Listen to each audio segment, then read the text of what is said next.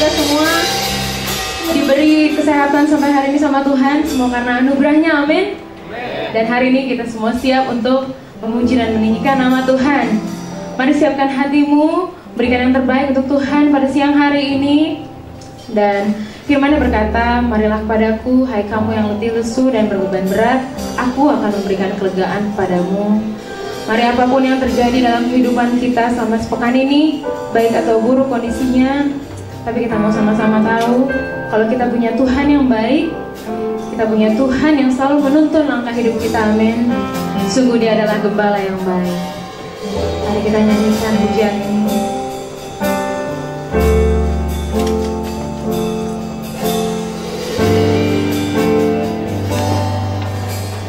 Engkau gembala yang baik, Kau menuntun hidupku dan bawaku ke air tenang, menyegarkan jiwaku. Sekalipun ku berjalan dalam lembah kekelaman,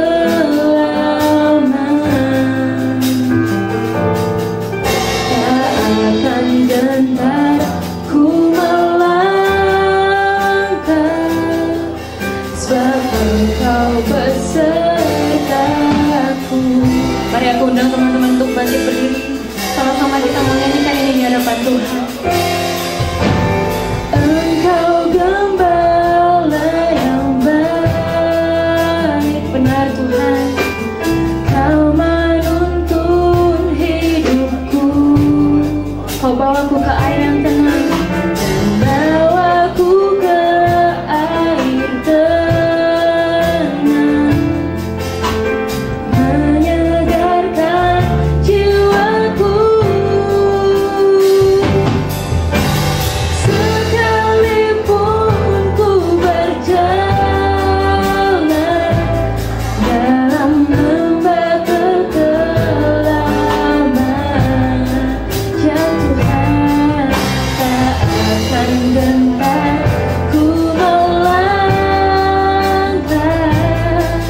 sebab Engkau besertaku.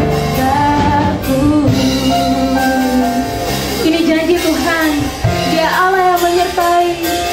Dia tak akan pernah membiarkan kita berjalan sendiri. Mari sama-sama kita naikkan pujian ini sekali lagi di hadapan Tuhan. Engkau gembala yang baik, Kau menuntun hidupku dan bawaku ke air tenang, menyegarkan jiwaku.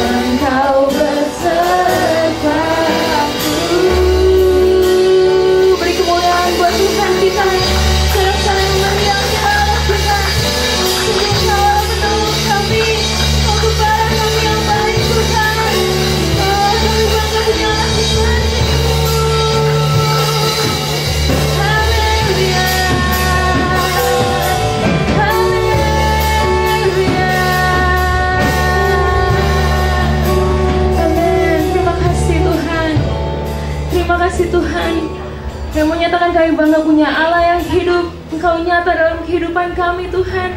Bahkan sampai hari ini Engkau terus berkarya melalui kehidupan kami. Dan kalau pada saat ini Tuhan adalah keputusan yang tepat, kami semua boleh berkumpul di tempat ini, menyatukan hati kami. Kami mau memuji dan meninggikan nama-Mu. Engkau Tuhan yang berkuasa, Engkau Tuhan yang berdaulat. Sungguh Tuhan, Engkau yang memberkati, Engkau yang melawat setiap kami yang hadir di tempat ini. Biar tidak ada satupun yang terlewat di tempat ini Tuhan. Kami yang haus, kami yang rindu, kami yang lapar, Engkau yang puaskan setiap kami Tuhan. Dalam hadirat-Mu, kami membuka hati kami untuk siap memuji dan meninggikan nama-Mu. Dalam nama Tuhan Yesus, semua yang percaya dan bersuka cita, sama-sama kita katakan, amin. Haleluya. Bisa bersorak sekali lagi buat Tuhan Allah kita. Amin. Ya Tuhan yang besar, ada kuasa di dalam namanya, amin. Dan kita semua percaya akan kuasanya. Come on.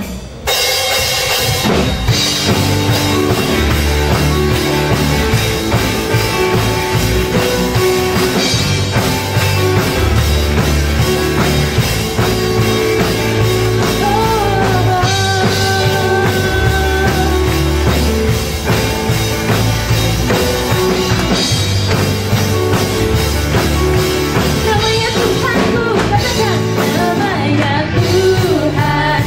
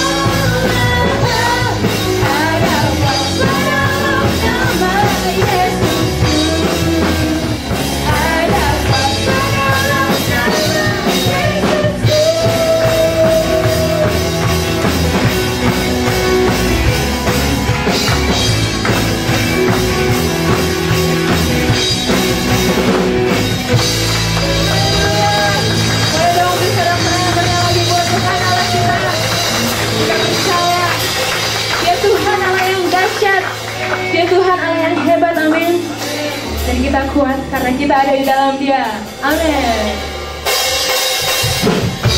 Mari kita lebih lagi buat Tuhan Allah kita, amin. Kita mau terus bersuka cita di hadapannya.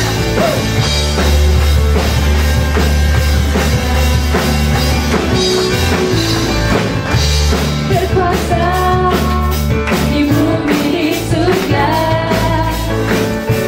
bertata dalam kemuliaan. Dialah Tuhan Allah kita, namanya berkuasa, membebas umatnya. Betapa hebat, betapa kuat, dahsyatnya Allah kita. Dia berjaya atas semua perbuatannya. Betapa hebat, betapa kuat, dahsyatnya Allah kita. Dia bernama Yesus Raja Raja, Tuhan Allah kita. Amin. Kau Tuhan Allah kita. Katakan.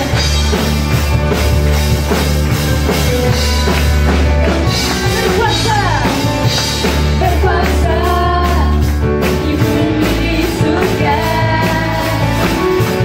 bertata dalam kemuliaan.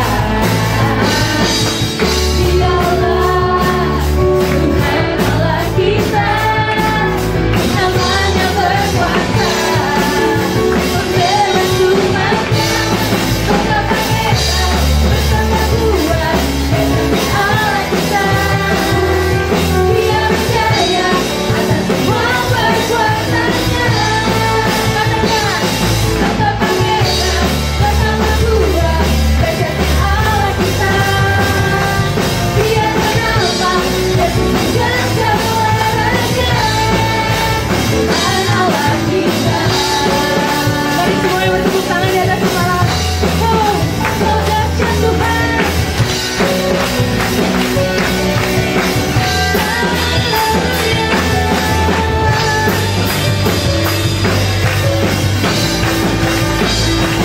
Betapa hebat, betapa kuat, dahsyatnya Allah kita. Dia berjaya atas semua perbuatannya. Betapa hebat, betapa hebat, betapa kuat, dahsyatnya Allah kita. Dia berjaya atas semua perbuatannya. Betapa hebat, betapa kuat, dahsyatnya Allah kita. Dia bernama Yesus Raja Raja, Tuhan Allah kita. Amin. Katakan, Tuhan Allah kita. Tuhan Allah kita. Haleluya. Engkau Allah yang dahsyat bagi setiap kami Tuhan. Kami mengucap syukur Tuhan untuk segala hal yang terjadi dalam hidup kami. Kami percaya Engkau Tuhan yang jauh lebih berkuasa atas segalanya. Engkau Tuhan yang lebih mengerti apa yang setiap kami minta dan apa yang setiap kami butuhkan. Karena Engkau Tuhan yang memberikan keselamatan pada setiap kami. Tuhan, inilah hidup kami Tuhan. Kami mau serahkan semuanya ke dalam tangan-Mu.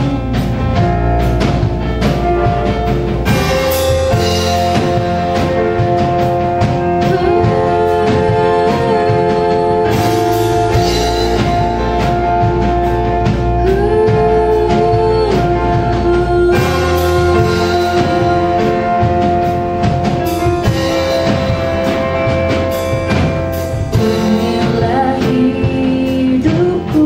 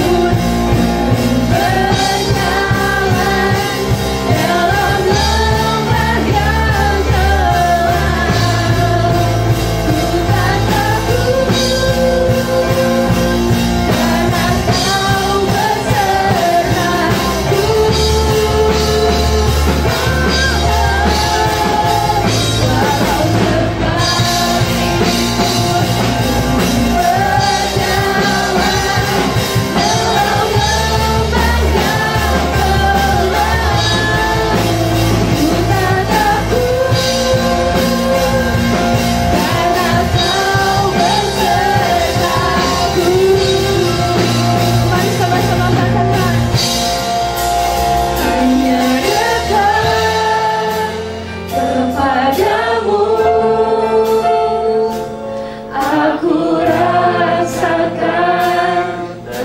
Sungguh hanya dalam hadirat-Mu Tuhan, kami rasakan damai-Mu,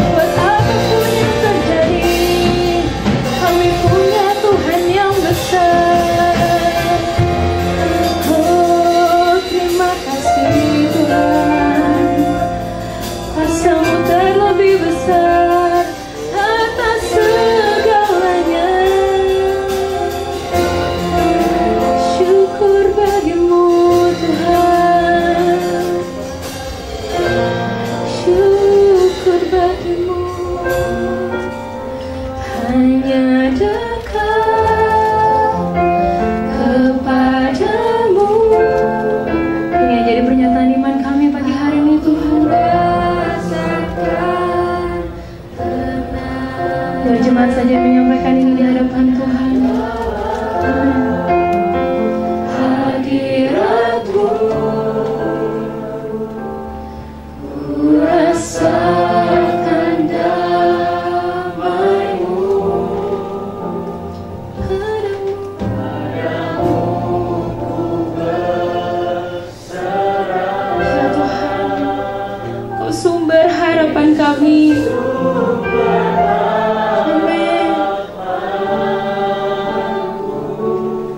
Sebab itu kami mau percaya Tuhan. Amin.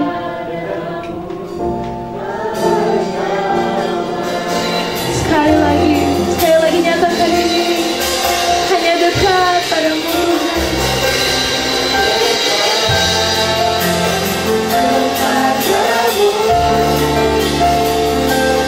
aku rasakan tenang. Hanya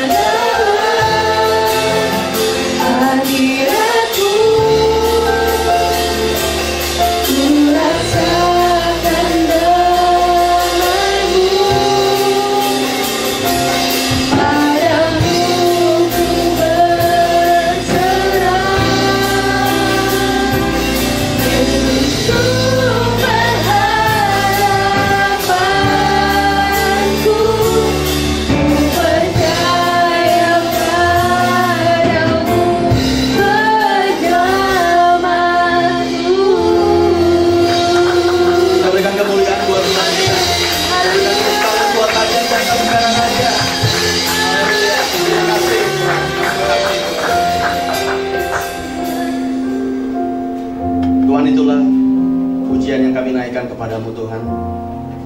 Melalui mulut kami memuji Engkau Tuhan. Tapi sungguh kata-kata dari lagu tadi bukan hanya sekedar di mulut kami, tapi itu juga keluar dari hati kami Tuhan. Kami sungguh merasakan damai saat kami datang bersama-sama dengan Engkau Tuhan. Dan damai yang kami rasakan bukan damai yang dari dunia ini, tapi damai dari surgawi. Terima kasih karena Engkau selalu mendampingi kami. Engkau selalu menuntun kami Tuhan. Ada saatnya dalam kehidupan kami ini kami tidak bisa melihat tangan-Mu Tuhan, karena memang belum waktunya Engkau menolong kami. Tapi kami selalu percaya hati-Mu Tuhan. Kami selalu percaya hati-Mu, hati seorang bapa kepada anaknya. Dan kami adalah anak-anak-Mu Tuhan. Terima kasih Bapa. Pada siang hari ini sebentar kami akan merenungkan firman-Mu. Roh Kudus, jamah setiap hati anak-anak-Mu yang ada di tempat ini. Jangan lewatkan satu orang pun Roh Kudus, supaya mereka bisa sungguh-sungguh mendengarkan, menyediakan waktu untuk mendengarkan firman-Mu pada siang hari ini. Dan Roh Kudus, ubahkan setiap hati anak-anak-Mu pada siang hari ini, sehingga kami bisa merasakan berkat dari firman Tuhan. Dan firman Tuhan akan memerdekakan kami Tuhan. Jadikan kami bukan hanya pendengar, bukan hanya memahami, tapi juga menjadi pelaku-pelaku firman. Beracaralah sebebas-bebasnya Roh Kudus, dan pakai juga anak-Mu, hamba-Mu ini sebagai alat-Mu untuk bisa memberkati semua anak-anak-Mu di tempat ini. Di dalam nama Tuhan Yesus, semua yang percaya, semua yang siap diubahkan oleh firman Tuhan, sama-sama katakan amin. Silakan duduk kembali. Terima kasih banyak Bapak Ibu. Terima kasih. Sebentar. Shalom Bapak Ibu. Ya, apa kabarnya? Senang banget bisa hadir lagi di tempat ini, di Energize. Kalau saya melihat data di laptop saya, terakhir ngisi itu Maret 2021. Itu pun dalam kondisi pandemi. Jadi kita waktu itu ketemunya secara Zoom saja. Tapi saya seringkali berapa kali diundang oleh Pastor Welko ya, waktu itu beliau sedang ada di Belanda, sekarang sedang S3, tapi cukup sering juga mengisi di sini. Dan saya senang hari ini bisa bertemu lagi dengan teman-teman anak-anak muda di tempat ini.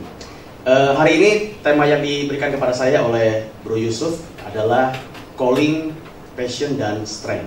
Calling, Passion, dan Strength.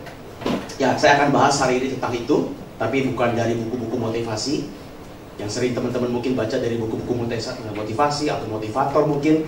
Tapi hari ini kita akan bahas hal tersebut dari firman Tuhan. Saya jujur saja. Saya sungguh berharap saya mendapatkan khotbah ini waktu saya seumuran teman-teman. Benar-benar saya sungguh-sungguh berharap. Meskipun umur kita nggak jauh ya, jangan salah sangka nih.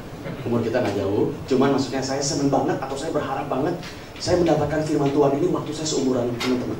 Karena buat saya, bukan saya sombong dengan materi ini, bukan biar Tuhan pakai materi ini, saya berdoa Tuhan pakai materi ini. Tapi materi ini betul-betul sebetulnya dibutuhkan oleh anak-anak muda. Karena begini, seringkali kalau kita ditanya tujuan hidup kamu apa sih sebetulnya? Tuhan menciptakan kamu buat apa sih? Itu pertanyaan sulit dijawab. Bukan cuma buat teman-teman yang masih muda-muda ini loh.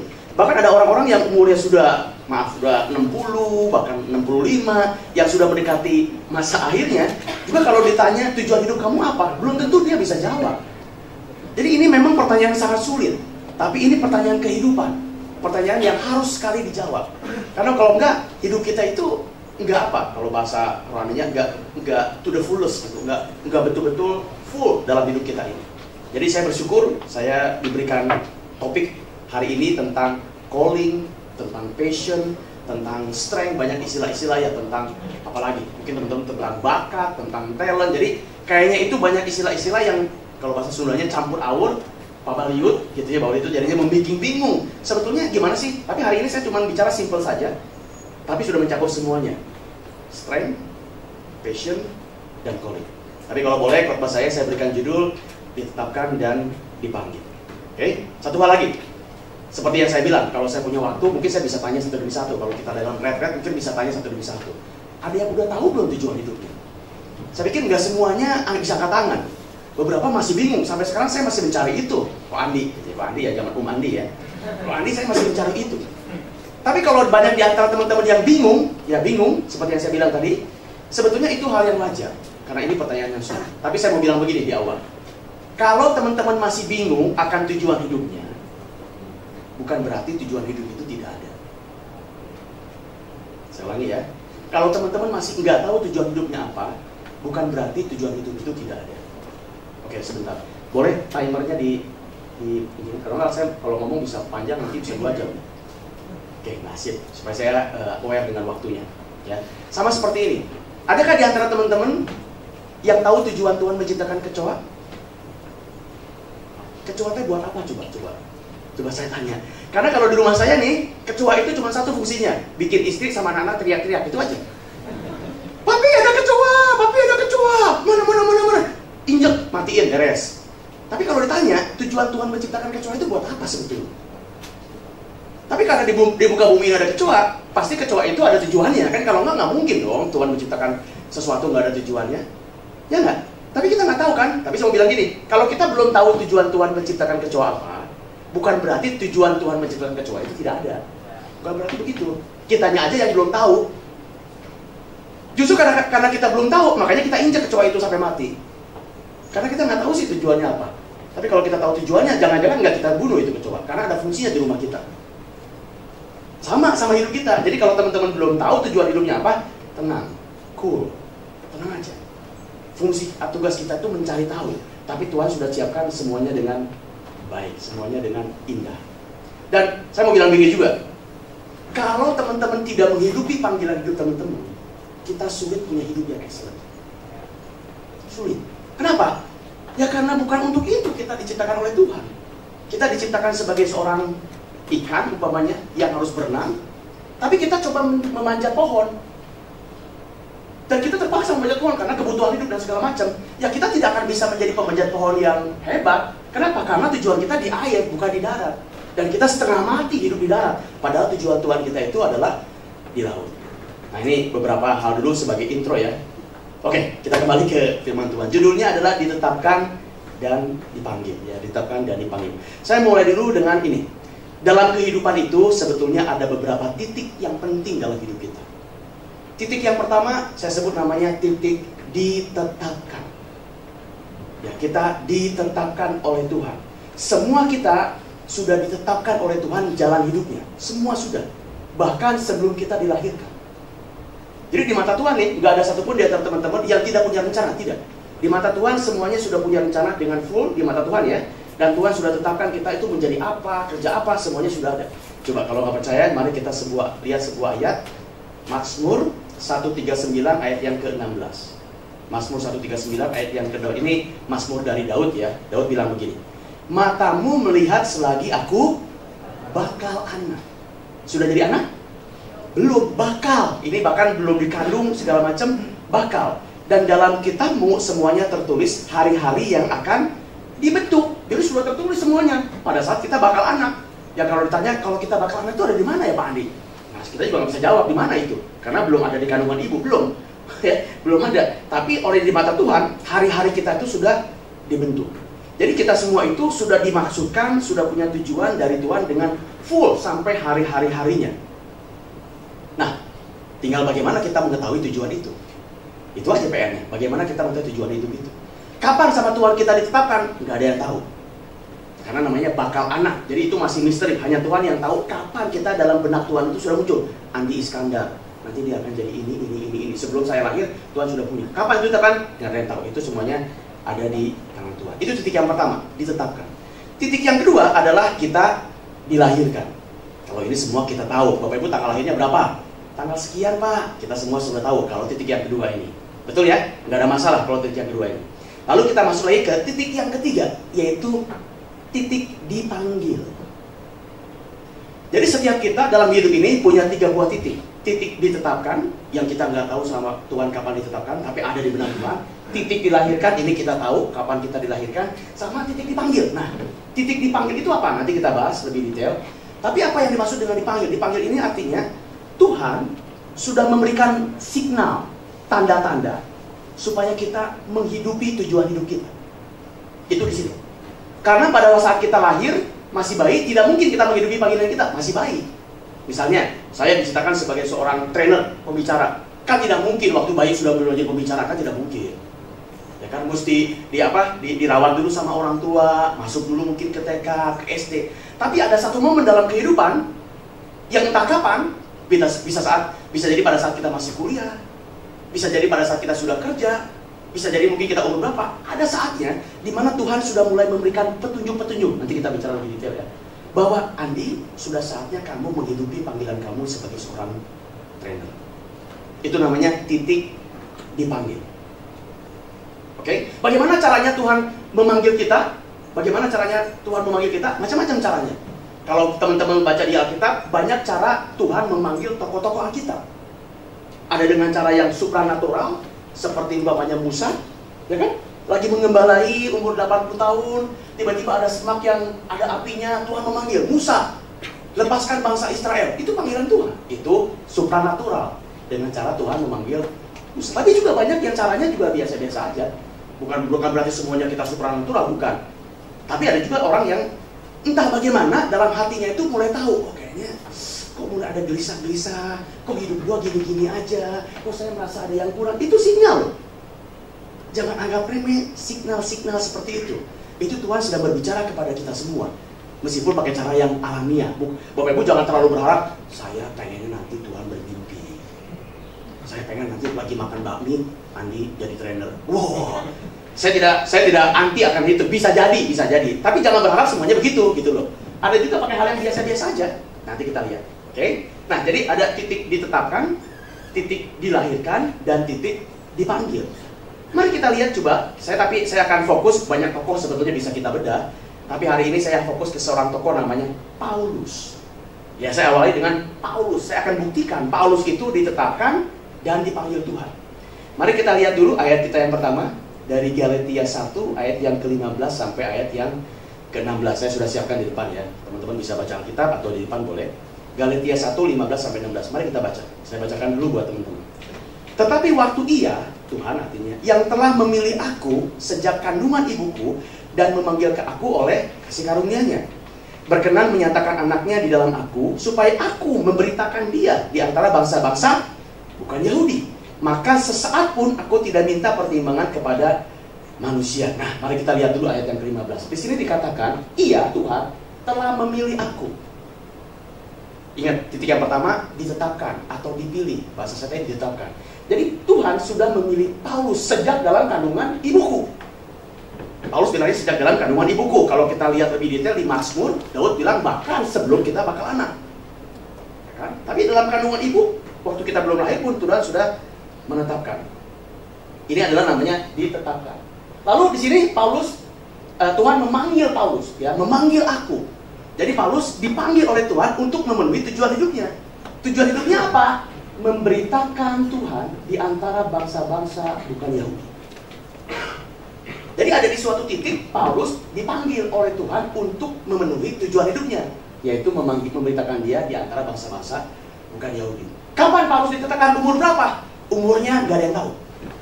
Tapi kita tahu Paulus waktu itu masih muda. Kenapa? Karena kalau kita lihat baca firman Tuhan, waktu itu Paulus itu penganiaya jemaat, ya kan? Wah, datang ini dianiaya jemaat Kristen ya waktu itu ya. Setelah Tuhan Yesus mati kan, jemaat Kristen makin bertumbuh. Nah, Paulus itu salah satu orang yang menganiaya. Dia sempat naik kuda kemana-mana. Jadi dia masih kuat. Mungkin umur 30-an kali, karena dia masih kuat. Tapi umur detailnya berapa dia dipanggil, gak ada yang tahu. Bagaimana caranya Paulus dipanggil? Dengan cara yang supranatural. Masih ingat kisahnya? Waktu Paulus mengejar orang Kristen di Damsyik, tiba-tiba dia melihat sebuah cahaya. Lalu Tuhan ngomong gini, Paulus, waktu itu masih Saulus ya, Saulus, mengapa engkau menganiaya aku? Itu cara Tuhan memanggil Paulus atau Saulus, tapi dengan cara yang supranatural. Sebagaimana Musa dengan cara supranatural, Paulus pun di sini supranatural, ya kan?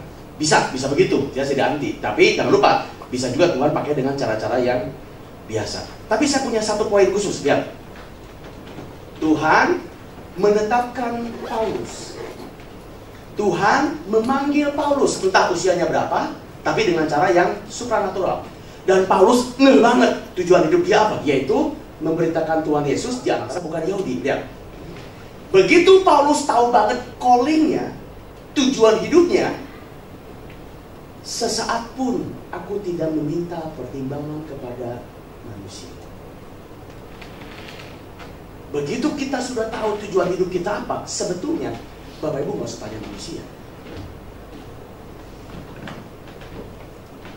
Yang pertama kali harus Bapak Ibu tanya adalah Tuhan.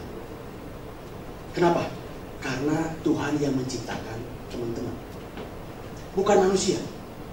Tentu boleh nanya sama orang tua, nanya sama sahabat dekat, nanya sama pacar. Menurut lu gue itu apa ya tujuan hidupnya? Menurut lu gue itu bisanya boleh, tentu boleh. Itu gunanya manusia ya. Tapi yang paling penting dan yang paling utama, tanya sama Tuhan. Tuhan, Engkau ingin aku melakukan apa di muka bumi ini?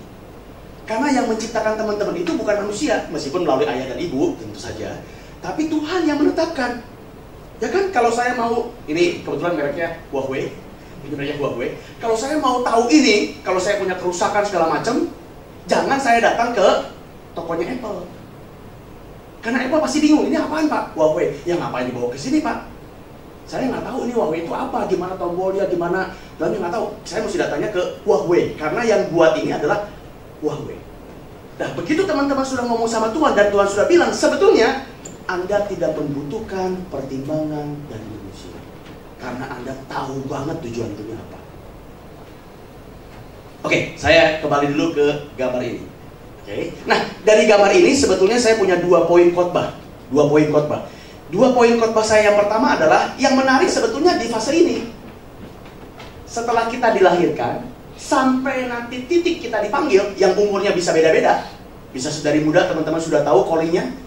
Kalau saya waktu itu umurnya sekitar 35-an, baru tahu my calling. Ya bisa beda-beda ini, bisa beda-beda.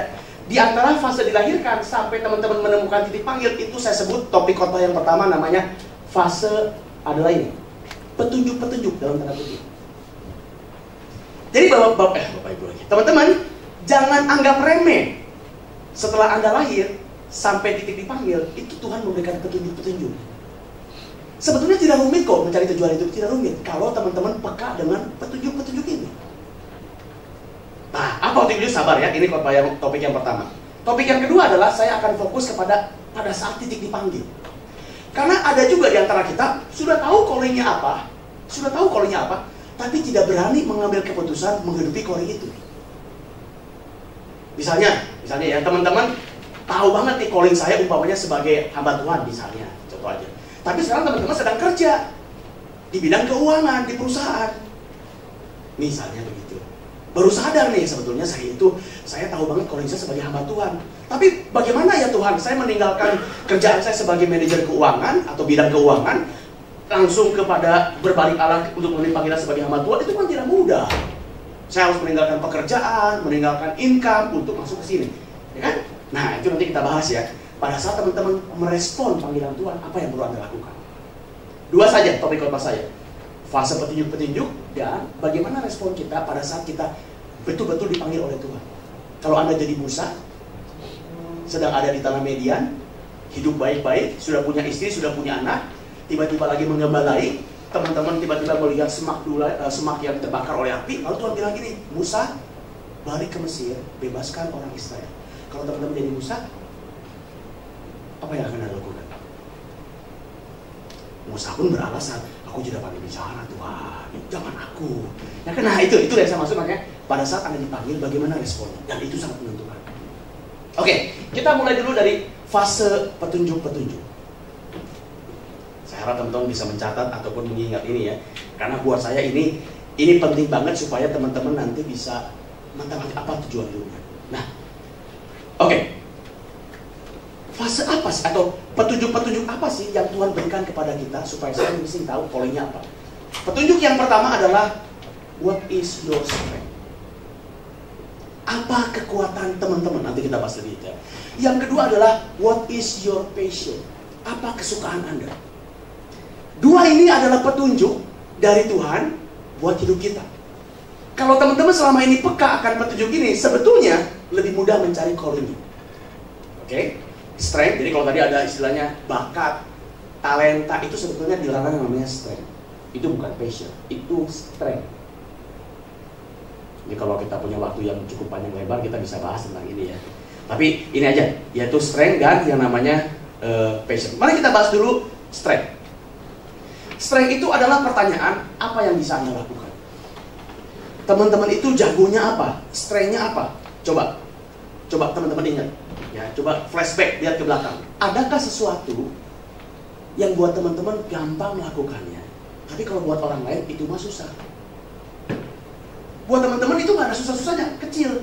Tapi kalau buat orang lain susah melakukannya. Kita pikir semua bisa melakukan, enggak. Ternyata itu buat teman-teman aja gampang. Contoh nih ya, contoh. Saya dulu lagi SMP, saya dulu tinggalnya di kota Sukabumi. Saya dulu di gereja dari SMP. Saya dulu di SMP, ganteng-ganteng begini itu WL saya. Bukan jelek-jelek begini ya. Ganteng-ganteng begini saya WL. Tapi teman-teman tahu nggak? Saya nggak bisa nyanyi. Nggak bisa nyanyi.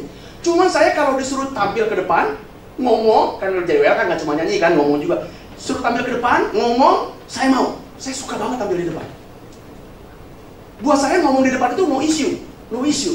Jadi misalnya nih, tiba-tiba nih, nggak tahu apa-apa, tiba-tiba, ayo, Andi, maju ke depan, kasih sambutan, misalnya begitu. Saya mah gampang. Tapi ternyata tidak semua orang seperti itu. Istri saya bilang begini, istri saya, gila ya, kalau buat kamu mah, kamu disuruh ngomong dadakan aja bisa. Buat saya disuruh ngomong, bahkan udah diinfokan 2 minggu sebelumnya, deg-degan terus. Apa sih yang bikin deg-degan cuma disuruh ngomong ke depan? Gampang itu mah. Itu mah buat kamu, buat saya susah gitu. Saya kalau disuruh tampil ke depan jadi WL waktu itu nggak bisa nyanyi saya. Salah satu kelemahan saya itu adalah saya nggak bisa, kan kalau nyanyi itu kan ada intro kan, intro nyanyi, ada lagunya dulu kan, nggak langsung nyanyi kan. Nah begitu saya harus masuk nyanyi, nah itu saya nggak bisa. Jadi kalau saya disuruh jadi WL saya mau Pak, tapi dengan syarat saya ngomong sama singernya. Syaratnya adalah lu harus masuk duluan. Kalau lu singer nggak masuk duluan, kita nggak akan nyanyi. Karena saya nggak tahu kapan dimasuknya. Dan pernah satu kali kejadian, serius ini. Teman saya jadi pemain musiknya, ada singer, mungkin dia juga baru atau gimana, ragu-ragu. Jadi teman saya udah intro, dia udah kasih kode gitu untuk masuk. Kan biasa kodenya begitu kan. Entah kenapa mesti begitu kodenya gitu. Saya mah nggak bisa, makanya saya diam aja. Gitu. Singernya juga ternyata mereka juga mungkin baru, dia juga diam aja. Jadi nggak nyanyinya aja lama intro jatuh. Dia mulai kesel. Gue udah bilang, kalau lo nggak nyanyi, gue nggak nyanyi, gitu aja gampang. Jadi sebetulnya saya nggak bisa nyanyi, cuman kalau disuruh tampil, buat saya maaf gitu. Cetek gue. Setelah saya flashback, kalau sekarang kan saya udah jadi trainer ya, menurut saya so far, menurut saya calling saya itu pengajar.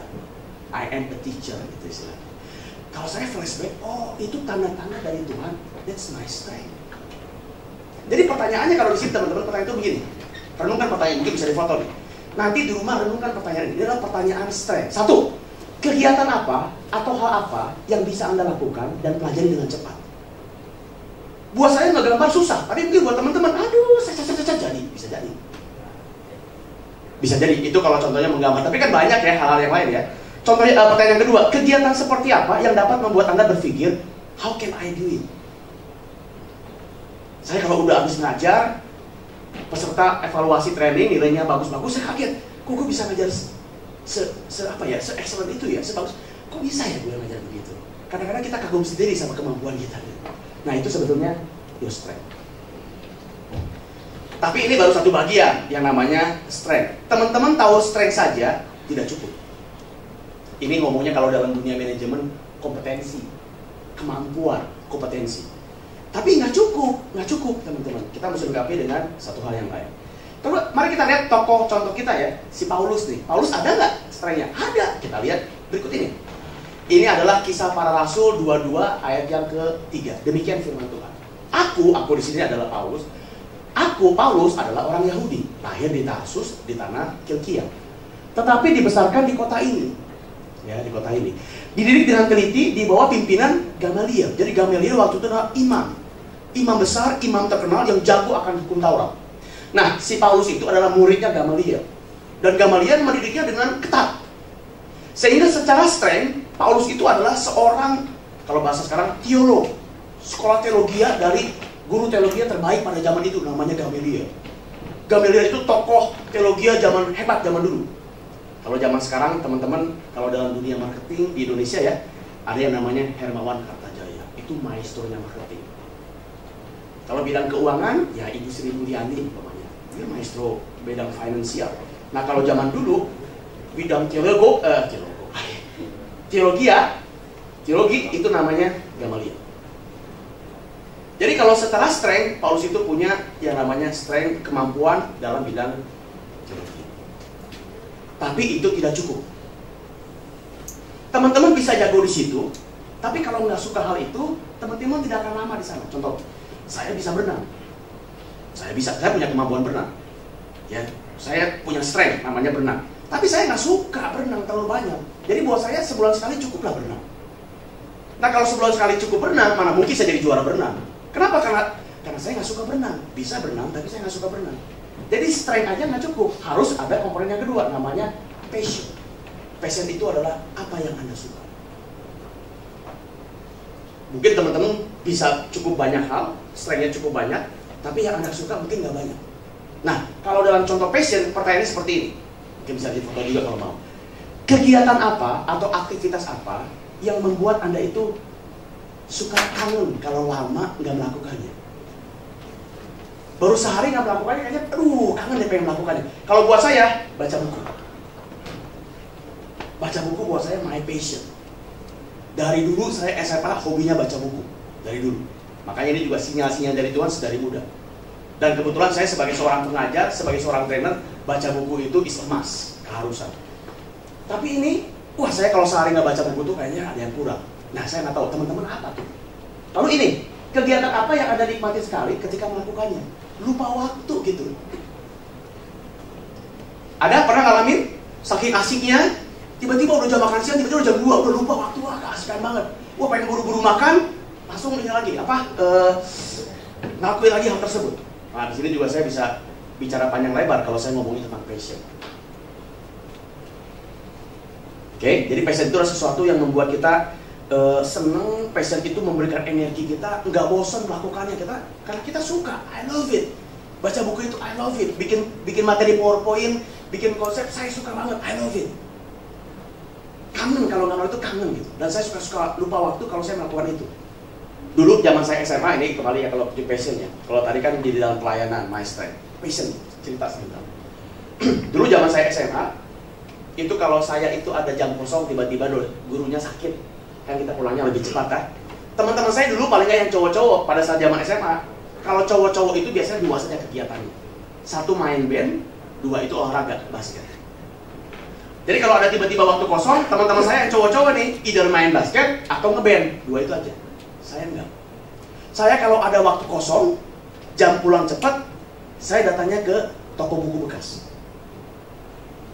Saya cari-cari buku-buku soal-soal kimia, fisika, matematika zaman Belanda. Masih ada bukunya di rumah, kalau kita zoom mungkin saya tunjukin. Masih ada. Dan saya suka iseng, saya tanya soal-soal zaman Belanda itu ke guru-guru saya di sana. Jadi ketahuan mana kualitasnya, ketahuan di situ. Kalau guru-gurunya hebat, bisa dijawab. Dan ada guru matematika yang hebat banget, bisa dijawab apa pertanyaan dari buku Belanda. Tapi saya ingat, ada seorang dokter kimia. Waktu itu dia seminggu sekali datang ke Sukabumi, karena guru kimia saya sakit parah dan nggak bisa mungkin kerja. Jadi seminggu sekali datang dari Bandung, datang ke sekolah saya di MBA Sukabumi, ngajar. Saya iseng waktu itu, dari buku yang Belanda saya iseng, Pak, tanya Pak, ini apa ya Pak jawabannya nomor 1? Bapak Ibu ini dokter ya, S3 dari IKIP Bandung, nggak bisa jawab. Alasannya karena, ya ini sudah lama ya, coba nanti saya minggu depan, waktu saya datang lagi, saya coba menjawabnya. Tapi sekarang saya tidak punya waktu.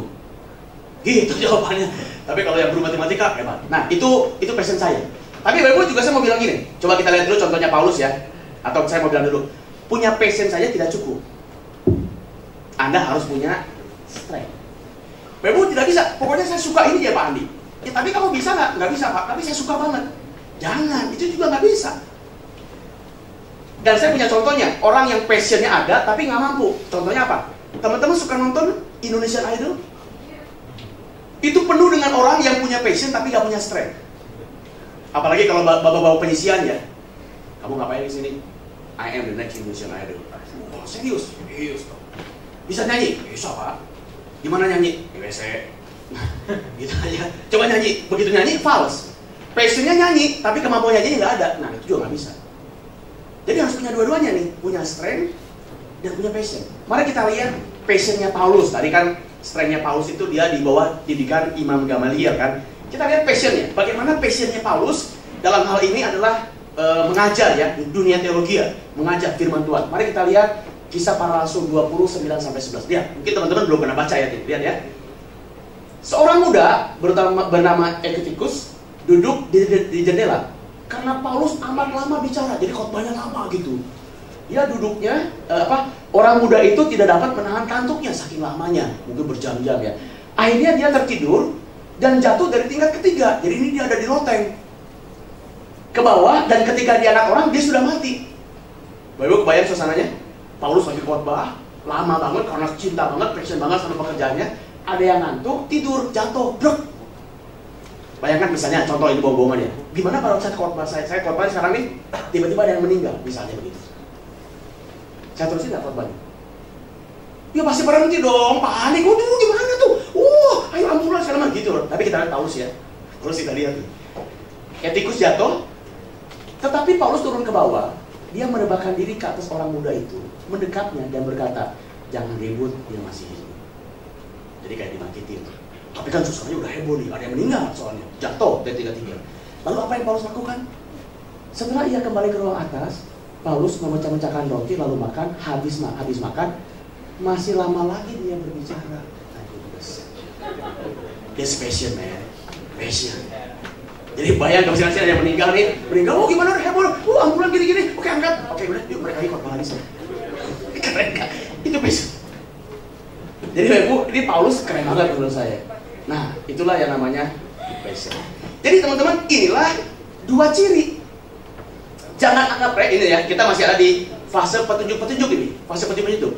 Petunjuk antara strength, apa yang bisa Anda lakukan, dan petunjuk dari passion, apa yang Anda sukai, pertemuan di antara keduanya, that's calling. Kita seringkali entah mengabaikan, tidak peka, atau menganggap remeh signal-signal dari Tuhan ini. Ini kan sinyal buat Bapak Ibu. Dan Bapak Ibu yang paling tahu banget kan? Kan Bapak Ibu yang paling tahu, lu bisanya apa sih? Kan Anda yang paling tahu. Lu sukanya apa sih? Ya Anda yang paling tahu. Jadi kalau saya ada seorang muda datang kepada saya, Pak Andi, calling saya itu apa ya Pak? Calling saya itu apa ya Pak? Saya itu sekarang udah kerja Pak di sini. Menurut Pak Andi itu calling saya atau bukan Pak Andi? Saya nanyanya gampang, 2, 1. Anda jago nggak di bidang itu? Jago, oh oke. Berarti satu petunjuk selesai. Anda suka sama bidang itu? Nggak suka, berarti it's not your calling. Sebetulnya kalau disederhanakan, as simple as that. Kebalikannya, kamu suka sama kerjanya, suka banget, oke. Tapi kamu jago nggak? Nggak bisa. Berarti it's not your calling. Anda harus jago di bidang itu, dan Anda harus suka di bidang itu. Sebetulnya, yang lebih bisa dibangun adalah masalah kemampuan. Itu yang lebih bisa dibangun. Pak Andi, saya suka banget Pak. Tapi memang sekarang kalau ngomongin kompetensi dari angka 10 saya masih di 7 Pak. Tapi lu suka? Suka. Kalau Anda suka, Bapak Ibu akan menghabiskan banyak waktu mengasah di sana, lama-lama Anda jadi jago. Tapi kalau Anda jago, tidak suka, itu lebih sulit. Lalu, Pak Andi, saya sudah jago, saya sudah suka. Betulkah itu calling saya? Oh, belum tentu. Saya tanya lagi satu pertanyaan. Waktu teman-teman melakukan hal itu, apakah teman-teman merasakan sebuah kepuasan, kebahagiaan, merasa bahwa inilah ini yang membuat hidup saya bermakna? Bukan duit, tapi kerjaan ini yang membuat saya bermakna. Kita nggak ngomong soal duit. Duit itu sebetulnya nomor 3, dampak saja. Tapi saya ngomong ke paling fondasi, yaitu apakah Anda punya kepuasan nggak waktu melakukan itu? Dan ini penting teman-teman, ini penting. Karena kalau kita bekerja, kita mendapatkan rasa kepuasan, rasa bermakna, rasa bahagia, wah itu penting. Karena tahu nggak, hidup itu sebetulnya, ya selain cari Tuhan Yesus sudah pasti ya, tapi hidup itu sebetulnya kita mencari kebahagiaan, bukan kesuksesan. Coba lagi sekali lagi, kita dalam hidup itu mencari kebahagiaan, bukan kesuksesan. Karena kalau di ujungnya diperes, Pak saya pengen punya mobil mewah Pak saya pengen jadi direktur Pak saya pengen ke luar negeri kapanpun Pak saya pengen beli barang apapun, wah itu kalau saya tanya kenapa Anda mau itu? Kenapa Anda mau itu? Kenapa Anda mau berlibur? Karena pengen senang-senang sama keluarga. Kenapa Anda mau senang-senang sama keluarga? Ya supaya ya enjoy aja pada dalam hidup. Kenapa Anda mau enjoy? Ujung-ujungnya ya, kalau ditarik, saya pengen bahagia. Jadi ujung-ujungnya kita perlu menikmati hidup dengan bahagia. Dan salah satu caranya yang paling utama adalah kita bahagia dengan pekerjaan kita. Bapak Ibu, kalau teman-teman kerja ya, hidup itu kan mayoritas tentang bekerja. Saya kerja di kantoran, seminggu itu bisa menghabiskan puluhan jam. Di rumah ya saya pergi pagi pulang malam, apalagi saya rumahnya di Bogor, macet kan. Paling berapa jam sih? Coba Anda hitung-hitung deh, berapa banyak di rumah, berapa banyak di kerjaan. Jadi kalau teman-teman nggak enjoy dengan pekerjaan, dalam tanda kutip, itu sebetulnya hell in earth. Itu neraka dalam dunia kalau Anda nggak suka dengan pekerjaan. Tapi kalau Bapak Ibu suka banget dengan pekerjaannya, heaven in earth. Enjoy banget. Ini saya kasih rahasia buat yang belum menikah. Salah satu tantangan pria yang sudah menikah seperti saya, seorang ayah dan seorang ibu, adalah kalau saya terlalu suka dengan pekerjaan saya suka mengabaikan keluarga. Itu tantangan saya. Karena saya kalau udah kerja di rumah, saya lupa waktu. Break makan sore jam 5, mandi sebentar, jam 6 ke atas lagi, belajar lagi saya. Saya anak istri suka komplain gitu, kamu mah kerja aja nih, kita kapan makan di luar? Ngapain sih makan? Mendingan belajar, suka begitu. Itu tantangannya kalau kita terlalu enjoy. Tapi buat saya itu masih lebih baik daripada sepanjang hari saya nggak enjoy dalam hidup. Karena kalau Bapak Ibu tidak enjoy dalam pekerjaan, yang kena dampak juga keluarga. Kalau Bapak Ibu nggak suka di kerjaan, pulang ke rumah bete kan? Besok mau pergi kerjaan udah bete lagi, marah-marah pasti kerjaan di rumah. Nah, jadi ini ngomongin tentang yang namanya, ini ya, pertanyaan sebuah calling. Oke, kita kembali coba lihat Paulus. Paulus sudah menemukan strength-nya, Paulus sudah menemukan passion-nya. Kalau Bapak Ibu punya itu, Bapak Ibu menghidupi calling Anda, Bapak Ibu nanti bisa seperti Paulus di akhir ujung hidupnya. 2 Timotius 4, 7-8. Ini adalah perkataan Paulus di akhir hidupnya. Ya, apa yang dia bilang? Aku telah mengakhiri pertandingan yang baik. Kalau Bapak Ibu menghidupi calling Anda, Bapak Ibu nanti bisa bilang begini di akhir hidupnya. Aku telah mencapai garis akhir dan telah memelihara. Sekarang telah tersedia bagiku mahkota kebenaran yang akan dikaruniakan kepadaku oleh Tuhan. Hakim yang adil pada harinya, tetapi bukan hanya kepadaku, melainkan juga kepada semua orang yang merindukan kedatangannya. Saya kasih lagi satu rahasia. Pada saat kita semua meninggal, dan kita semua akan meninggal, kita semua nanti bertemu dengan Tuhan. Yang Tuhan tanya itu bukan jumlah kekayaan kita. Andi, misalkan saya udah meninggal, mobil ada berapa? Tabungan kamu di bank ada berapa? Tuhan tanya gitu. Apa yang Tuhan tanya? Apakah kamu sudah memenuhi tujuan saya menciptakan kamu di muka bumi? Itu pertanyaannya. Terus kalau teman-teman mengejar uang, nggak ngejar calling, teman-teman mau jawab apa? Belum Tuhan, tapi saya punya 2 mobil. Saya punya villa di puncak. Saya punya rumah 4 Tuhan. Kamu cuma punya rumah 4? Saya itu pencipta alam semesta. Rumah saya itu puluhan juta. Kamu cuma punya 4, bangga sama saya. Jadi sesuatu yang bisa kita banggakan sebenarnya begini, Tuhan, saya sudah menghidupi tujuan hidup dari Engkau kepada saya. Itu yang bisa, dalam tanda kutip ya, bisa kita banggakan. Dan itu yang Tuhan tanya. Sehingga Paulus bisa ngomong begini, aku telah mengakhiri pertandingan dengan baik. Oke, itu adalah topik yang pertama. Fase petunjuk-petunjuk. Ada 2 petunjuknya, apa saja? Strength dan passion. Jangan anggap remeh petunjuk-petunjuk itu. Yang terakhir, saya tidak akan lama lagi. Sekarang adalah kita akan masuk titik dipanggil. Karena seperti yang tadi saya bilang, Bapak Ibu sekarang ini belum memenuhi callingnya. Tapi Bapak Ibu sudah nyaman dengan pekerjaannya, sudah nyaman dengan income-nya. Sama seperti saya waktu itu, tahun 2012. Saya jadi konsultan, sudah nyaman secara income, tidak kekurangan. Tapi menurut saya, konsultan itu bukan panggilan hidup saya. Tapi apakah saya berani memenuhi panggilan hidup itu? Karena, ya cerita sedikit ya, September 2012, saya itu merasakan kegelisahan yang sangat hebat. Saya merasa, Tuhan tuh kayaknya berikan kegelisahan. Ini cara yang natural. Kegelisahan, kayaknya bukan itu udah tujuan hidup kamu.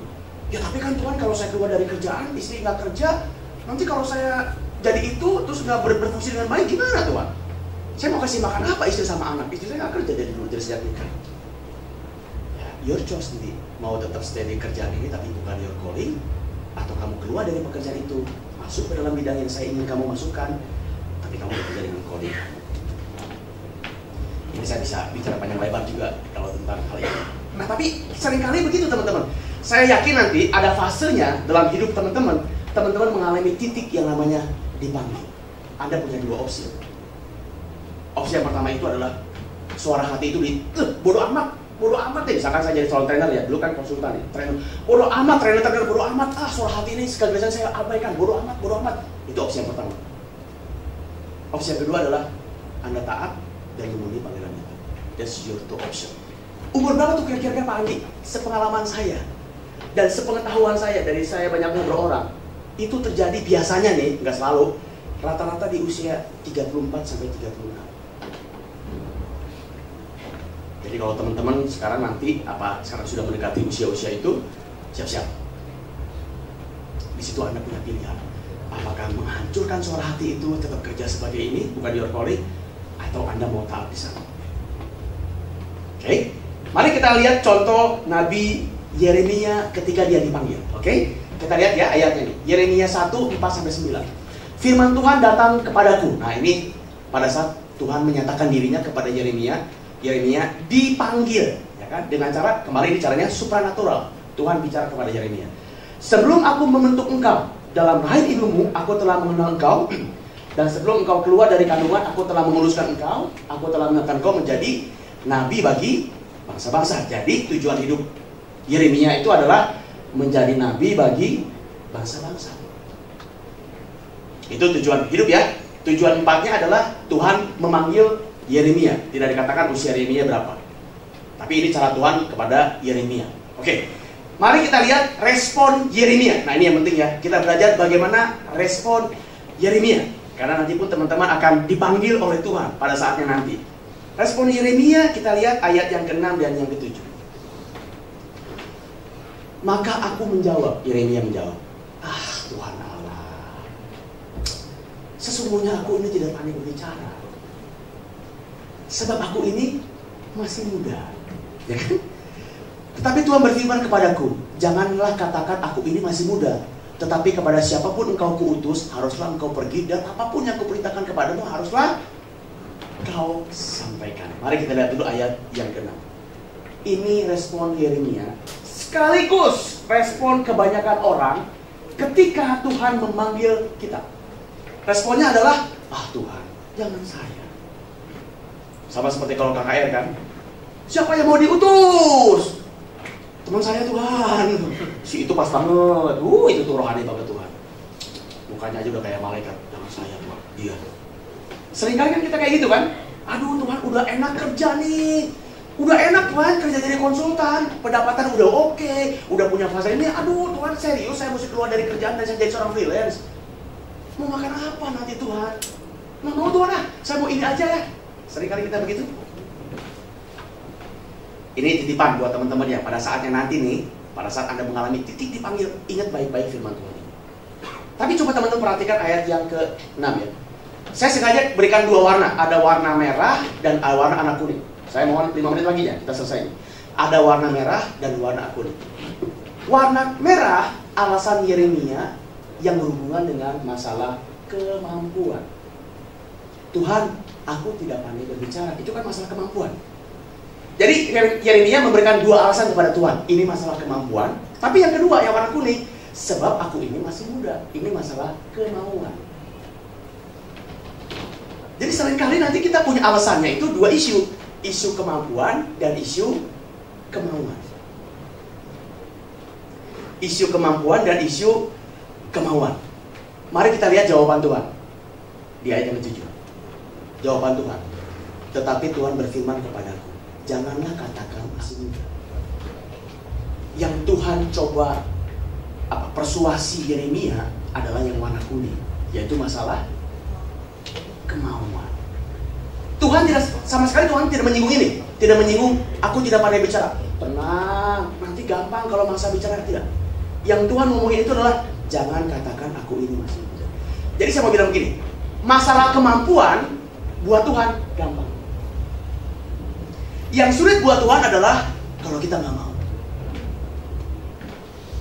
Karena kalau masalah kemauan, Tuhan nggak bisa paksa.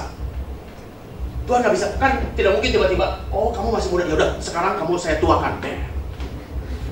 Misalkan ini usia Yeremia 25 tahun. Oke, kamu pengen jadi tua? Oke, siap. Yeremia siap ya? 40 tahun. Nah, tua tuh. Nggak bisa kalau masalah kemampuan, nggak bisa. Tapi kalau masalah kemampuan, Tuhan nggak singgung di sini ya. Tapi mari kita lihat jawaban Tuhan. Kita lihat jawaban Tuhan di ayat yang selanjutnya. Jawaban Tuhan, ayat yang 8. Janganlah takut kepada mereka, sebab aku ini menyertai engkau. Ayat yang ke-8 adalah jawaban Tuhan akan masalah kemauan. Yeremia takut karena saya masih muda Tuhan. Apa ada yang dengar? Janganlah takut, aku menyertai engkau.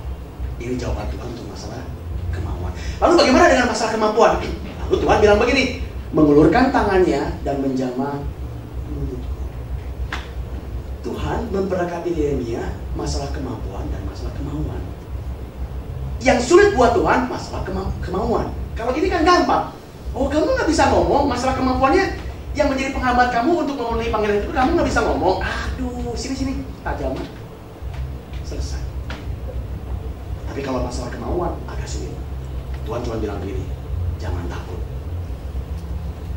Saya tidak bisa membuat kamu lebih tua, tidak bisa. Tapi jangan takut, aku menyertai kamu.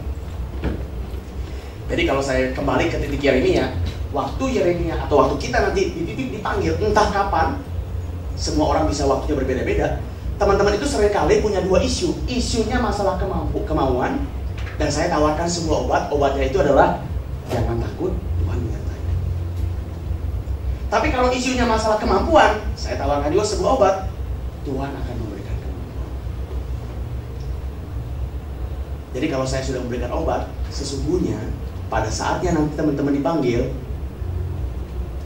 sebetulnya nggak ada alasan buat Anda menolak. Apa yang mau Anda tolak? Kemampuan diberikan, kemauan Tuhan sudah kasih obat. Memang kalau ini masalah Anda percaya apa enggak? Kalau nggak percaya ya Tuhan sorry nggak percaya, ya sudah, berarti ditolak panggilannya. Oke, saya rangkum eksplosif. Jadi teman-teman, kita semua punya 3 titik. Titik ditetapkan, dilahirkan, dan dipanggil. Yang menarik adalah fase setelah kita dilahirkan sampai mendapatkan titik panggilan. Itu saya sebut namanya fase petunjuk-petunjuk. Dan petunjuknya ada 2. Your strength and your passion. Ini adalah your calling. Tapi pada saat nanti di titik dipanggil, yang entah kapan, teman-teman punya 2 isu. Tapi Tuhan akan berikan penyertaan. Ini kalau masalah kemauan, dan ini adalah masalah kemampuan. Tuhan akan berikan kemampuan. Seperti yang saya bilang di depan, saya waktu seusia teman-teman, saya betul-betul sungguh berharap saya mendapatkan firman ini, atau saya mendapatkan bahan ini. Kalau saya dari dulu saya mendapatkan ini, aduh, ya saya bukan menyesali, bukan, cuman kayaknya kok hidup saya bisa, dan tanda kutip ya, bisa lebih baik dari sekarang. Karena saya dari muda sudah akan tahu. Dulu saya nggak ada yang ngajarin kayak begini-beginian, teman-teman, nggak ada. Ya tapi hari ini rencana Tuhan indah buat teman-teman. Teman-teman diizinkan hari ini mendengarkan firman ini, dan ini bukan suatu hal yang kebetulan. Menurut saya, manfaatkan baik-baik khotbah ini, dengarkan baik-baik di rumah, renungkan lagi. Eksplosif, satu quote dari saya. Apa yang telah ditetapkan dan dipanggilnya telah disiapkan dan akan disertainya sampai berkesudahan. Amin. Izinkan saya berdoa buat teman-teman, nanti saya berikan kepada panitia ya. Boleh semuanya tundukkan kepala. Saya tahu waktu kita singkat, tapi coba di sini teman-teman semuanya tundukkan kepala, jangan ada yang bicara. Saatnya kita berkomunikasi kepada Tuhan. Dan saya berikan waktu kepada teman-teman untuk tanya Tuhan. Tanya Tuhan yang paling utama. Jangan tanya kepada manusia, tanya kepada Tuhan. Coba Anda renungkan. Lihat kembali dalam kehidupan teman-teman di masa yang lalu. Apa kekuatan Anda? Apa yang Anda sukai? Coba renungkan saat ini. Hanya sama Tuhan. Oke. Lalu nanti pada saatnya nanti, kalau teman-teman betul-betul merasakan kuat panggilan dari Tuhan, entah di profesi yang sekarang atau di profesi yang baru, kalau teman-teman punya ketakutan, masalah kemauan, jangan takut, Tuhan akan menyertai. Kalau masalah kemampuan, jangan takut juga, Tuhan akan memberikan kemampuan buat teman-teman. Saya mau berdoa buat teman-teman saat ini. Tuhan, terima kasih buat firman-Mu pada pagi hari ini di sini penuh dengan anak-anak muda Tuhan yang hadir di ibadah pada siang hari ini. Saya sangat percaya Tuhan, bukan sebuah kebetulan kalau anak-anak-Mu hadir di tempat ini saat ini juga mendengarkan firman Tuhan ini. Biarlah ini bisa menjadi sebuah pencerahan, bisa menjadi sebuah berkat buat yang hadir saat ini untuk merenungkan nanti di rumah dan memiliki waktu yang panjang untuk merenungkan apakah strength mereka dan apakah passion mereka, sehingga mereka bisa menemukan apa panggilan hidup-Mu yang telah Kau tetapkan dalam kehidupan mereka ya Tuhan, sehingga mereka semua bisa memenuhi panggilan hidupnya, menjalani hidup dengan memenuhi panggilan hidupnya, sehingga mereka akan hidup dengan bergairah, hidup dengan bersukacita, dan hidup dengan berbahagia. Karena memang itulah panggilan hidup daripada-Mu kepada hidup mereka Tuhan. Berkati satu demi satu anak-anak-Mu yang hadir di tempat ini. Biarlah firman Tuhan ini menjadi bekal buat mereka nanti. Terima kasih Tuhan. Dan aku sungguh berdoa firman Tuhan ini bisa kuat menjamah setiap anak-anak muda yang hadir di tempat ini. Di dalam nama Tuhan Yesus, aku berdoa dan mengucap syukur. Amin.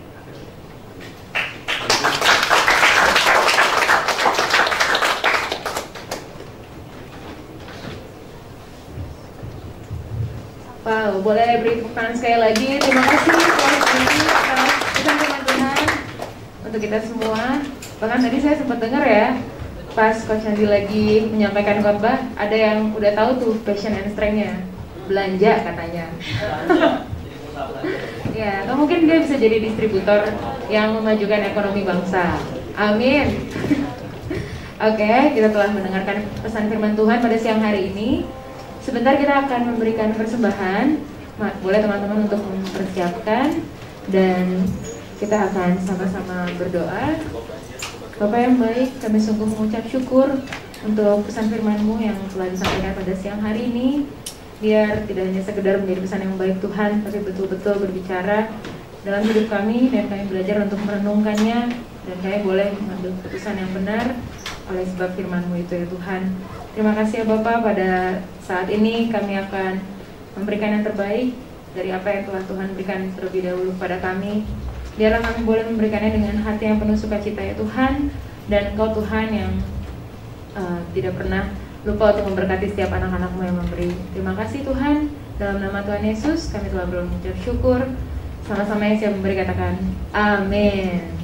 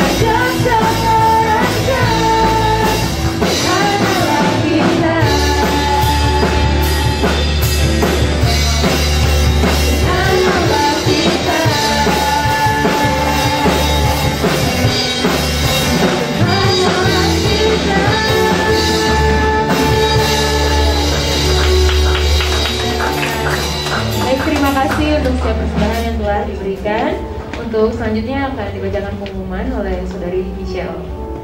Halo, Shalom Energy People. Masih belum semangat? Boleh tes semangat lagi ya Ci ya? Shalom Energy People. Oke, mantap. Mantap banget nih. Hari ini aku mau bawain pengumuman. Sebentar ya, dia contekan sedikit. Oke, yang pertama pastinya aku mewakili tim pengurus Energize mau mengucapkan terima kasih yang sebesar-besarnya buat Coach Andy. Beri tepuk tangan dulu dong buat Coach Andy. Hari ini firman-Nya benar-benar meneguhkan hati ya, benar-benar memberikan kita tips-tips nih. Ya walaupun umur aku belum mau 34 sih Coach, cuman gak apa-apa, aku bisa lebih explore diri di usia ini. Tuhan Yesus memberkati pelayanannya Coach Andy dimanapun Coach ditempatkan ya. Terus yang kedua, aku juga mau ngucapin terima kasih buat semua teman-teman yang udah main hari ini, baik yang di depan panggung maupun yang di belakang. Tuhan Yesus memberkati kita semua. Tepuk tangan lagi dong. Terus yang ketiga, minggu depan tanggal 26 Maret 2023 kita akan beribadah di jam dan tempat yang sama. Yuk, Energize People, kita mau sama-sama ajak teman kita untuk beribadah bersama-sama. Ajak juga buat teman-teman lain yang mungkin belum bergabung di hari ini. Spoiler alert, minggu depan ada perayaan ulang tahun nih teman-teman. Jadi kalau misalnya teman-teman merayakan ulang tahun di bulan Maret ini, bukan merayakan bulan puasa ya, teman-teman bisa join supaya kita bisa merayakan nonton teman-teman bersama-sama. Terus pastinya yang belum follow Instagram Energize, aku yakin semuanya pasti di sini punya Instagram. Bisa follow Instagram Energize di @energize_ty biar kalian bisa update info-info yang pastinya seru-seru. Ya udah gitu sih. Pasti seru sih gitu di Instagram. Jadi jangan lupa follow ya teman-teman. Follow Instagram kita semua juga itu juga boleh sih. Itu nanti aja. Terus untuk teman-teman yang mau terlibat dalam pelayanan, teman-teman boleh kalau misalnya udah ikut CF1, CF2 langsung aja hubungin ke Ucup dan juga pengurus-pengurus Energize biar teman-teman yang mungkin udah tahu callingnya di bagian pelayanan, benar Coach? Ih, masuk kan? Bisa menghubungi teman-teman Energize. Jadi kalau teman-teman ada yang mau, yang suka nyanyi atau yang bagian multimedia di belakang ataupun SSA, semuanya kita bisa bantu provide teman-teman. Terus yang terakhir, untuk yang belum di-invite ke WhatsApp grup Energize, di sini ada yang belum ada kah di-invite ke grup Energize, bisa angkat tangannya?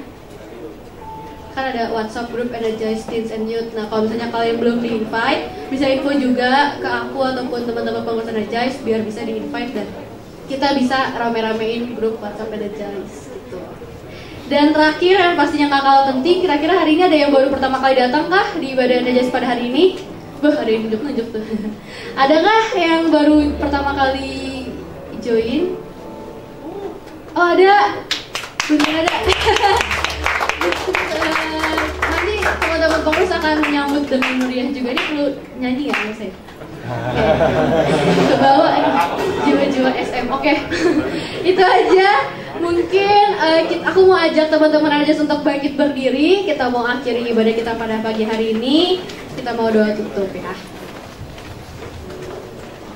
Tuhan Yesus yang baik, terima kasih Tuhan atas penyertaan-Mu pada ibadah kami pada hari ini Tuhan. Secara khususnya untuk seluruh aspek ibadah yang telah kami lakukan pada hari ini, kami telah memuji dan memuliakan nama-Mu bersama-sama, dan kami juga telah mendengarkan sedikit Tuhan dari firman-Mu. Tuhan, secara pribadi aku ingin berdoa untuk teman-teman Energize di tempat ini Tuhan, biarlah melalui firman-Mu hari ini kami bisa mengetahui Tuhan apa yang menjadi kekuatan kami, apa yang menjadi passion kami, dan itu semua bisa kami explore dalam diri kami sehingga kami mengetahui Tuhan apa sih sebenarnya yang ingin Engkau katakan dan ingin menjadi tujuan hidup kami Tuhan daripada-Mu saja. Dan juga aku minta tolong Tuhan penyertaan-Mu supaya ketika kami sudah mendapatkan calling kami bisa meresponi dengan baik dan benar Tuhan. Kami tidak takut atau tidak ragu Tuhan, sebab kami tahu Tuhan apa yang Engkau telah tetapkan itu Engkau yang pasti menyertai dan memberkati kami Tuhan, segala khususnya Tuhan. Aku juga berdoa secara khusus untuk Coach Andy Tuhan yang sudah menyampaikan firman-Mu hari ini. Engkau yang memberkati, Engkau di tempat beliau ditempatkan, Engkau yang menyertai seluruh training-training yang Coach Andy lakukan. Biarlah tidak hanya kami Tuhan, tapi banyak Tuhan jemaat Tuhan yang terberkati Tuhan atas Coach Andy Tuhan. Secara khusus juga aku ingin berdoa bagi seluruh pelayanan Energize yang sudah melayani pada hari ini. Engkau yang terus Tuhan memberkati mereka dalam setiap kegiatan yang mereka lakukan, baik mungkin ada yang bersekolah ataupun yang bekerja. Engkau yang menambah-nambahkan terus Tuhan marifat-Mu Tuhan kepada mereka, maupun meskipun mereka misalnya ada pergumulan atau ada rencana pribadi Tuhan dalam waktu dekat atau dalam waktu yang jauh, Engkau yang terus memberkati mereka semua Tuhan. Memberkati juga untuk Energize People secara khusus Tuhan di tempat ini, teman-teman kami semua Tuhan, satu saudara Tuhan, kami percaya Tuhan Engkau terus akan menyertai setiap langkah kami Tuhan, setiap aspek kehidupan kami, maupun kami ada yang bersekolah, ada yang bekerja, ataupun kami sedang ada di studi akhir Tuhan, ataupun kami sedang mengalami ujian-ujian tertentu Tuhan untuk masuk ke edukasi tertentu. Engkau yang memberkati kami, Engkau yang terus menambah-nambahkan akal budi Tuhan di atas kami Tuhan, supaya kami terus bisa setiap harinya melangkah bersama dengan Engkau Tuhan, dan minggu depan kami bisa berkumpul kembali untuk beribadah bersama-sama di dalam Energize ini Tuhan. Dan juga Tuhan, aku ingin berdoa secara khusus untuk gereja kami tercinta ini Tuhan, Gereja Batu Tulis Tuhan. Terima kasih Tuhan untuk presensi gereja ini ya Tuhan, yang terus mendukung kami Tuhan dalam bertumbuh dan berkembang akan Engkau. Engkau yang memberkati seluruh gembala sidang, secara khusus Om Peter Buntoro dan Tante Sylvie dan juga kedua anaknya. Engkau yang memberkati seluruh majelis Tuhan, seluruh pengerjamu Tuhan, seluruh staf gereja yang ada di sini Tuhan, yang menunjang Tuhan semua proker-proker yang ada Tuhan. Engkau yang memberkati supaya gereja kami Tuhan terus Tuhan membantu kami Tuhan sebagai jemaat-Mu Tuhan untuk terus berkarya bersama dengan Engkau Tuhan. Dan yang terakhir Tuhan, aku juga ingin berdoa untuk bangsa dan negara kami, Jakarta dan Indonesia ini Tuhan, di mana tempat kami ditempatkan. Kau yang menyertai terus seluruh negara kami ini Tuhan, biarlah kami terus menemukan damai sejahtera-Mu Tuhan dalam negara ini. Kami juga bisa terus Tuhan menggunakan talenta kami Tuhan untuk menyupport Tuhan negara ini untuk terus bisa tetap maju Tuhan. Dan setelah ini kami akan berpisah dengan satu sama lain, ada yang pulang atau mungkin ada yang berkegiatan lain. Kau yang memberkati kami Tuhan, supaya kami bisa kemudian nyampe di rumah kami dengan selamat tanpa kekurangan apapun, dan seminggu ke depan kami bisa mengerjakan aktivitas kami dengan tanpa kekurangan apapun. Terima kasih Yesus, terima kasih Roh Kudus. Kami sudah berdoa hanya di dalam nama-Mu. Mari Energize People, aku undang untuk kita angkat tangan kita untuk menerima doa berkat. Haleluya. Biarlah pada siang hari ini Energize People boleh menemukan purpose yang sejati daripada Tuhan dengan strength dan passion, sehingga calling daripada Allah Bapa boleh nyata. Kita semua boleh memenuhi panggilannya menjadi alat kemuliaan di muka bumi ini. Tuhan memberkati engkau dengan melindungi engkau. Tuhan menyinari engkau dengan wajahnya dan memberi engkau kasih karunia. Tuhan menghadapkan wajahnya kepadamu dan memberi engkau damai sejahtera. Biar kasih daripada Allah Bapa, kasih karunia daripada Tuhan Yesus Kristus, serta persekutuan yang indah bersama Roh Kudus boleh menyertai kepada setiap kita semua sampai Tuhan Yesus datang yang kedua kalinya. Dalam nama Yesus, mari semua yang percaya bersama-sama kita katakan amin.